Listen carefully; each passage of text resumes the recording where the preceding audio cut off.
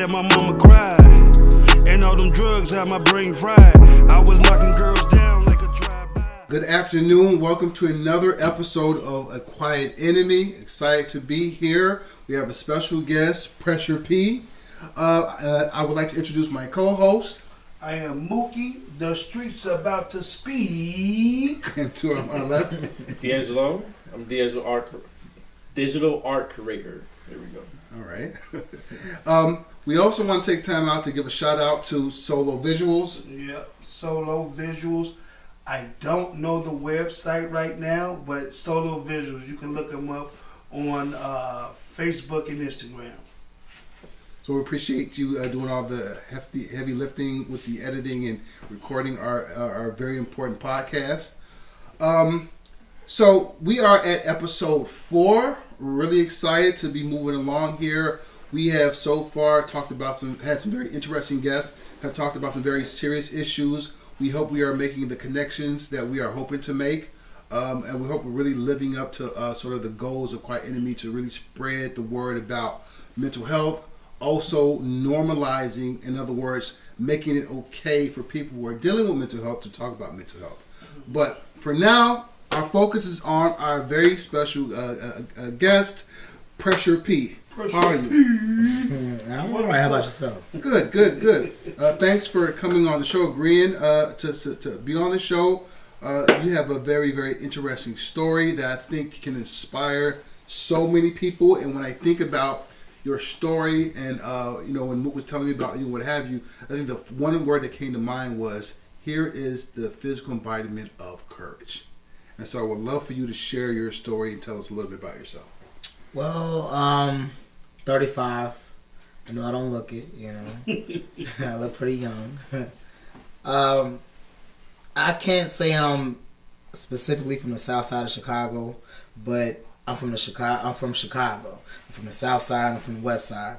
And I grew up in a military Christian home, so there was structure. It was certain rules that had to be abided by to stay there. You know what I'm saying? That was my fear. You know what I'm saying? To live there. Also, FTM, female to male, and transgender. So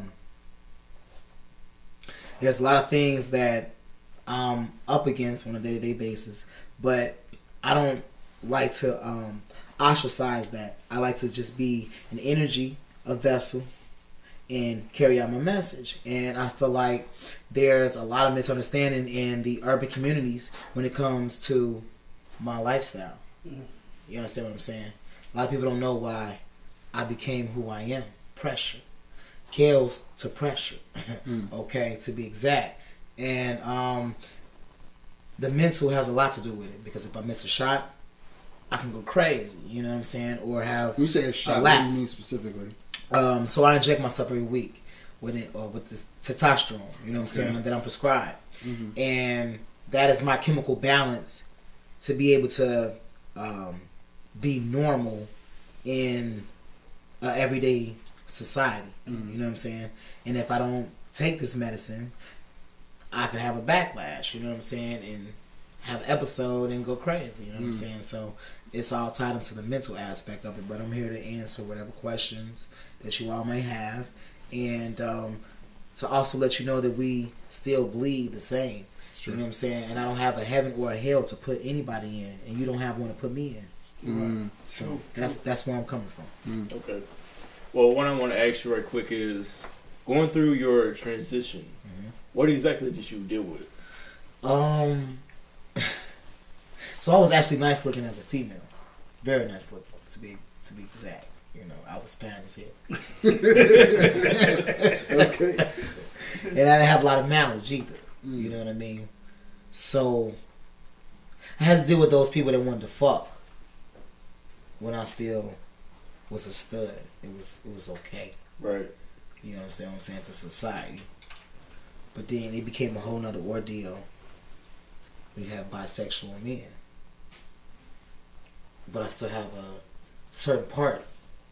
So it solidifies the insecurities within them. So it was a lot, you know what I'm saying, to go from being a stud to now I'm that nigga. You know what I'm saying? It was a lot. So at the end of the day, I still have to deal with other people's bullshit. Yeah. Right. Because they don't know themselves. Yeah.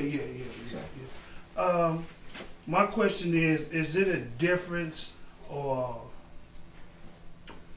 from you wanting to be bisexual or you want to be or making your transition? So by you coming from female to male, is it a difference between somebody that's gay or somebody, you know what I'm saying, like? And I'm gonna break that down because Yeah. you said a word that just made me so mad. Yeah, I'm sorry, I apologize. It's okay. I'm ignorant. I'm ignorant to the situation. No, you're not ignorant. Right. You he's don't know.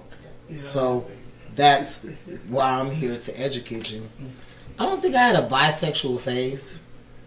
Have I tried penis? Yeah. It was actually a penis that was okay. Mhm. You know? But there were certain childhood traumas that triggered me to want to be like you all. Yeah. Okay? Mhm. See, to me, the only difference between you all and myself is that you can procreate. But then you have men that have an advantage over me that don't take care of their seeds. Mhm. So what's really defined as masculinity and being a man versus being a person? Mhm. Because I feel like I can raise kids better than anybody in this room. Mhm. Have I pushed any in them out? No. Have I nutted in the bitch? No. But that doesn't take away from me having those responses to being a caretaker. You understand what I'm saying? So with that being said, it's a little different. Is that your natural being though? You come because I was molested. okay. Okay. I was molested growing up. How old were you? And it was 5. So I saw the world at 5. Being able to come all the way from Bellwood and to tell whoever was watching me at the time to get off on 87 with the lips, the red lips, Yeah. pink clusters, and make a right. That I was in tune. I was ready for the world at 5. Right. I was molested by a female too. Mhm. You understand what I'm saying? So I don't think traumas necessarily define a person. I think they actually become a comfort zone where certain people decide to stay or they grow from that. You understand what I'm saying? They experience most definitely, but I don't want to be a man or be a woman. I'm a spirit. And that's why I thank you all for giving me just this moment to even speak. It's not about that with me. Now I can't speak for everybody that's a part of the LGBTQ community. I can't speak for them. I can only speak for myself. But I had my caretaker be weak in front of me in the way that women fall for men and just be so dumb and blind. I wanted that power. I wanted that. Because men are put on a plateau in such a way that the woman just goes and nobody even thinks of her. But that's the one that carried all our ass for 9 months and went through labor and pain. But the man is put on a plateau, and whether he does good or bad, he's a man. China, they getting rid of, they're aborting babies to the point where if the first child isn't a boy, it's a girl, she's being sold off to slavery for sex, drug trafficking, we don't know. So it's bigger than that, you know what I'm saying? I feel like I'm an energy and I exude masculinity and femininity. So I can't be complacent in a certain category to make you feel better. So can I ask a question about that? So Most definitely. It's an interesting point you make about the balance between masculinity and femininity. The yin and the yang. That you carry that. So then why the decision to go to transition? Because that's what the fuck I feel comfortable when I get dressed. That's what I want to see. When I get dressed and I go to the gym, I want a 6-pack. I wanted the beard. Did I want the bullshit that came behind it? No, of course not. Because I don't feel like I have to explain myself to you, him, her, them, and no one else. I'm secure in who I am, but the fact of the matter is society won't let me be who I am and can't even get their pronouns together. That's I feel like that's something self-wise, which goes back to the mental illness. That's something you haven't settled within yourself, because I don't feel like I should bother you that much. Right. Do you think you'll get to a point where you're not even no longer going to address your yin and your yang and just be who you is, that energy? My ID still says female, so Okay. police, they got to come correct. Lawsuit, baby. I'm not gonna play with you. I ain't doing no, sir, ma'am. How can I help you? No weed smoke, no alcohol. What's going on? You know what I'm saying? If you don't have a legitimate reason to be fucking with me, leave me the fuck alone. And I feel like I speak for anybody that's transgender. We're not here to prove a point to you. It's to prove a point to ourselves. And what we feel acceptable when we look in the mirror has nothing to do with society. And society puts themselves into that. They interject themselves into my life because they haven't healed. When you get in a relationship with someone, you meet that person at that given time because that's where you're at in life. You're right there. So it's a mirror. A lot of people don't understand that. That's a mirror when you actually meet someone, whether it's platonic or it's personal or whatever. That's where you're at in life, and you're supposed to succeed past that level. Now, if you don't, then what you gonna do? You're gonna repeat the same shit over and over and keep attracting the same type of people, same type of energy. It's a whole cycle. Yeah.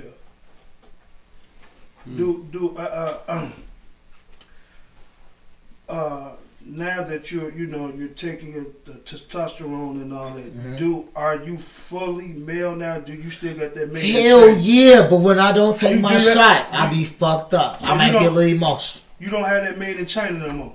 Man, it's see this shit that they really it's the Hollister. Pay $2.99. You can find out. No, you know why? Because I got a couple of. I'm gonna say this. Go ahead. I have I'm a gonna couple fuck y'all of. up. Go ahead. I have a couple of friends that I know that we joke, but they didn't make the transition. They still females. But Okay. The made in China, they always had it in their book bag and their trunk. You know what I'm saying? They was always ready. They was always ready. They had that made in China. You know what I'm saying? I can have anybody in this motherfucking room right now. Once I get your mental, it's it. So I don't need to travel the book bag with the dick. I don't fuck a lot. I don't even eat pussy. Shit. I took minoxidil and got the beer. I didn't get it from eating pussy. You know what I'm saying? So with that being said, man, different strokes for different folks. Right. So, man, it's a lot of studs that still like dick. They just want to like a man getting the dick. It's not as deep as what people try to make it be. You know what I'm saying? You have to allow people to just be themselves. Who are you to scrutinize what the fuck I do on my own time, bro? Like, you're not on payroll. You're not. I hate people on my insurance. You are really not beneficial to what the fuck I choose to do when I ain't around people, man. And I will pimp niggas if they allow. And I don't have to fuck. I would just be myself and allow them to be them, because the black men specifically, they are gay. And I think that some things have happened behind closed doors, and I think that women more so, they're gonna look out for their sons before their daughter. And I never understood that. I never understood that. I think you spoke upon. That's a cripple. Yeah, but me and him was having a conversation a while back. And remember you was saying because what the black man has to go through. Can you elaborate on that? Sure. So that's thanks. So when we were having that conversation, and I actually was having this conversation with my class not too long ago, but it seems to me that a lot of black women. And let me be careful because this can Yeah, be you got touchy tiptoe. subject, right? You got tiptoe. But it seems to me that okay, let me start this way. When you think about the various demographics within America, right, in terms of women, you think about Asian American women, Spanish or Latin American women, European or white women, black women. Now think about it. You hear all those demographics, and the only one that has only one of them have a nickname, and that's the angry black woman, right? Yep. You don't hear any, you don't hear anything Chinese else. woman, You don't hear any of none that. of that, yeah. And then you have to ask yourself the question, why? So what I've been able to sort of put together through my readings and stuff like that, it seems to me that African American women have been through so much trauma, particularly with the black family. And when I say the black family, I mean the disintegration of the black family. And to me, the real disintegration of the black family really started in the late 60s and 70s.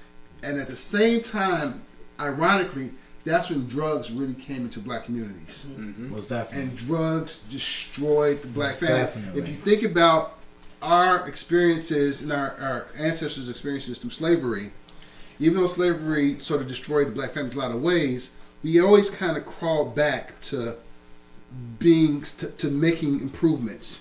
That's because the black family was still sort of intact.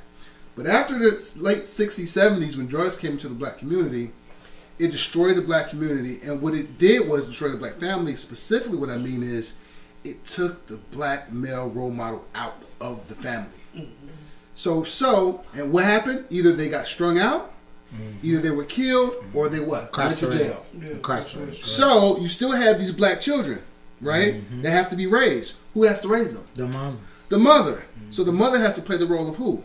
The daddy and the mama. Mommy Grandma, and sister, dad. They have to whoever go else. out there. They have to be the breadwinners, the nurturers, and everything else. Unlike any other of those demographics that I That's true. named. That's true. And the black woman also firsthand sees what? They see their black males getting what? Killed in the street, getting strung out and going to jail, right? Yeah. So they get very what? Trauma. Protective. Protective. So they overprotect their males. But the other thing is, her experience is that what? She wants love, she wants connection, but she's not finding any what? Decent males. Because So she's teaching her daughter what? to be And- independent, and- to be independent, you don't need no man. You for don't need no nothing. man. So I'm going to Exactly. overprotect my son because the world is dangerous and you can get killed just for driving. And I'm going to teach my daughter you need to be independent because you can't trust any no good. And it's crazy Sorry, because that was the same abuse that I grew up with. I came from money. I didn't have to. I'm gonna be honest with you all. I wasn't the kid that was sent to the store with the food stamp book. Okay, Miss Rodas, to be exact. Even though she knew everybody, you can come down there. I didn't grow with that. You understand what I'm saying? And my sperm donor is actually famous, a retired heavyweight boxer. We won't speak on him because he won't get no acknowledgement from this platform. But with that being said, you absolutely correct. So that's a cycle. So then when you see a courageous little girl that grew up seeing certain abuses take place in front of me, and then I decide to grow up to be the protector, that's the same abuse, the same mentality, same cycle that you just explained. At the same time, we were supposed to be protecting our queens, our princesses, bro. Yeah. And they've had so much put on them that they don't know how to respect or know when they're in the presence of a king. They don't know how to identify with that because they've been raised and bred to. He just explained the cycle in such a concise way. That's how it is. Yeah. That's how it's bred. You know what I'm saying? So let me ask you. You said you grew up in a kind of strict household as a child. Religion and military enforcement. Oh, that's pretty. Those are two very strict lines. Yeah. The Persian order of the century is this. You know, it's Wow. one of those. So could you explain Yeah. a little bit about once you decided to sort of make your transition or sort of fall into your identity? What type of support or lack of support? did None. you see I'd from have your family? none. So were you Because my ostracized or- family was still trying to cover up what was going on in the house. So when you got a child, I was the child, you was my parent, okay, and whoever is here, my mom. I was only allowed to go to sing for church, and I had to raise my brother because both of my parents were either in school or had 2 full-time jobs. So they still in the midst of covering up what's really going on in the house. Meanwhile, I was real who I was at school, my friends, my choir mates, and they knew the lifestyle I lived. You understand what I'm saying? But I had to go before the church, and I got kicked out because I was who I was. I still was that vessel, but the way I carried it out, it was unacceptable to the black church community. So with that being said, with my family trying to cover up their secrets and things that's going on within them, I was the cop out. Right. Yeah. I was the kid that was mentally disturbed, that went to River's Edge on First in Roosevelt. You understand what I'm saying? I was chemically imbalanced, to be exact. And I was on the floor where the girl from the movie Girl Interrupted actually sliced herself from here to there, like people that's real men that need to be watched. You understand what I'm saying? And you just trying to be who you... Man, and for it to come out years later. Yeah. For it to come out years later. Yeah.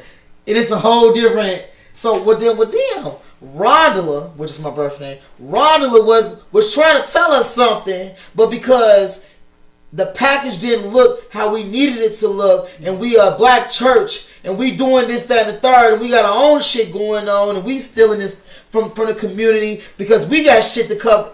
You understand what I'm saying? Like the shit falls downhill. Yeah. It falls downhill. And my mother really don't know to this day, I am the man that I am now because you was so weak. You was weak. And I seen the power that a man had. And I wanted that shit. Did you still want most children, despite their parents' flaws, they still want their love and their validation? Did you I grew past that, man. I see a therapist. I've actually graduated past that, man. I feel sorry for her now at this point. That's crazy because my mother did the same thing to me, man. And you'd be surprised how many mothers then broke their own son's hearts. Yeah. And I'm going to say that. I could definitely say the same. Yeah, drink water on that, huh? I'm going to drink one with you. It's hard, man. Definitely say the It's same, hard. man. It's hard, man. It's torture. It's torture to what love is. It is. You know what I'm saying? Because you're seeking, you're seeking for love, man. And the one person that they supposedly to show you that is giving it to a negative soul. You know what I'm saying? So every time, Dick and Harry. Yeah.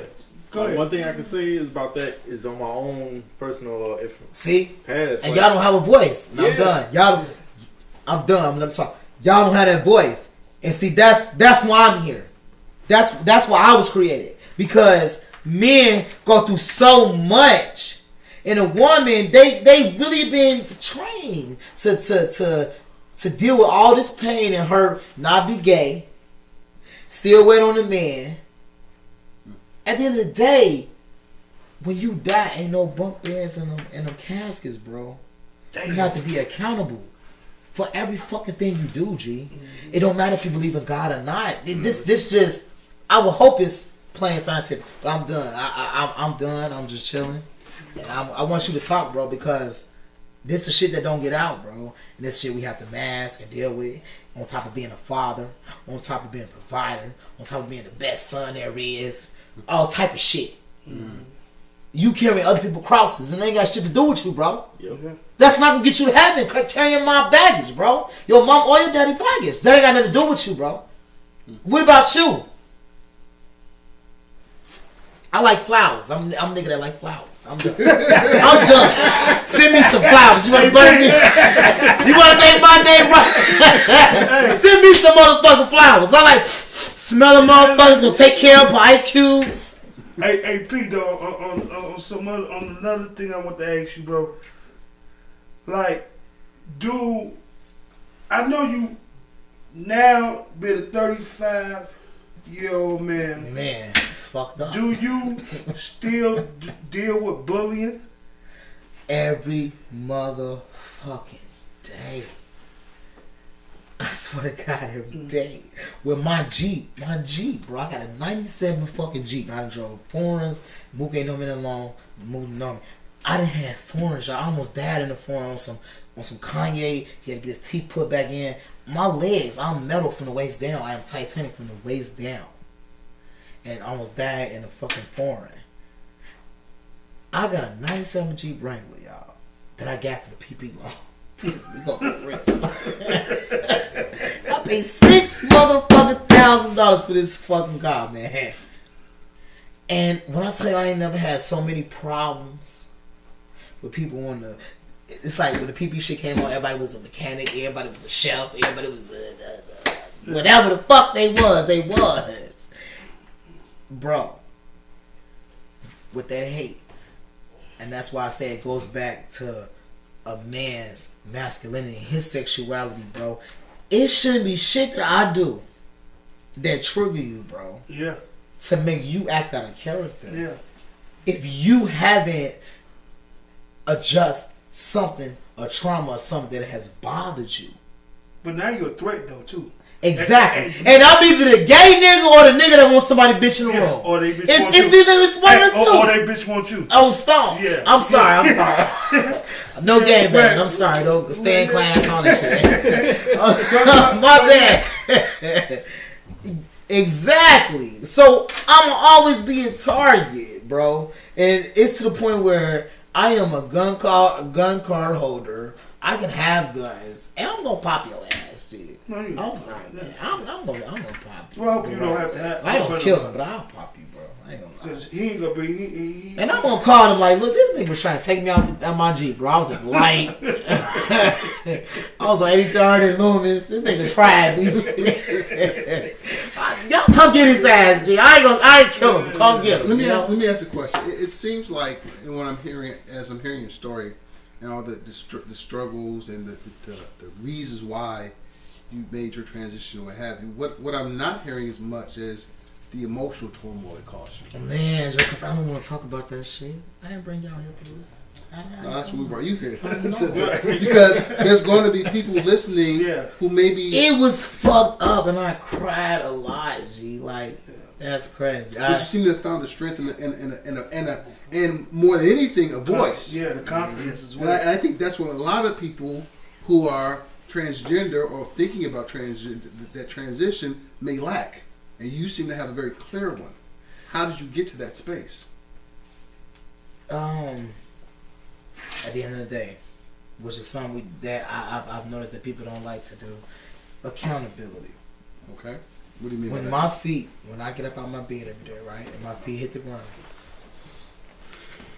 whatever I went to sleep with on my mind or didn't settle the day before, that is not your responsibility.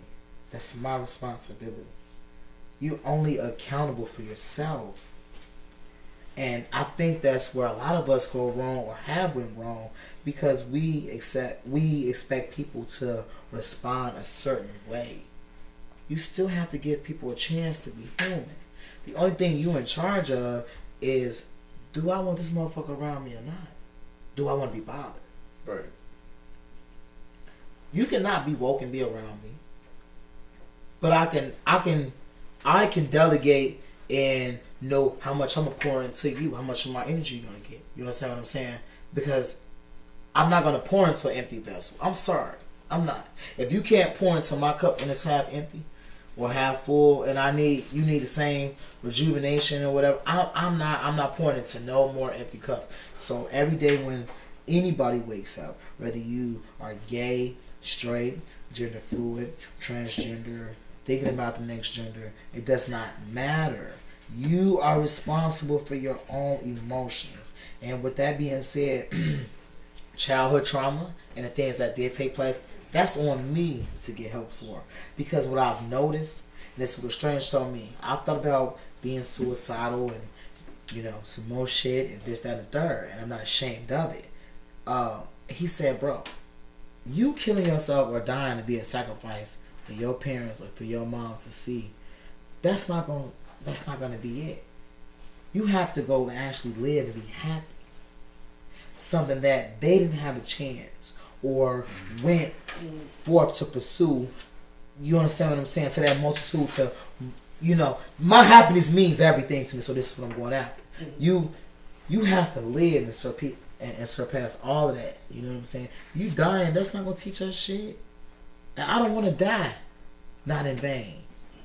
You understand what I'm saying? Y'all know more about me than the woman that pushed me out, and that's okay. I'm fine with that now. I've learned to be fine with that, because at the end of the day, I am who I am. I am the gift, my gift, and my part that I play here on this earth in my role, and it's not about them. So anybody that's dealing with any type of identity crisis and don't know who they are, first off, there are no bunk beds and caskets. There's nobody that has a heaven or hell to cast you in. And to be honest with you, I feel like the ultimate journey as far as life goes is finding out who you are and what sets you free. Let me. What I'm curious about, you said you're seeing or you saw a therapist? I see a therapist twice a month. So, what made you make that decision? And were you anti-therapist before or something like that? What made you say, you know what, let me do this? And how has that experience been for you? I want to give out everything, but we want to keep the people coming back to watch. We want to give it to them all at once. Man, I'm a motherfucking rock star, bro. I done dance with the devil, and use your mind to whatever you come up with. You look like a rock star too. Well, yeah, I promise you, whatever you come up with, run with that shit. I'm not gonna play with nothing. Whatever you come up with, yeah, whatever.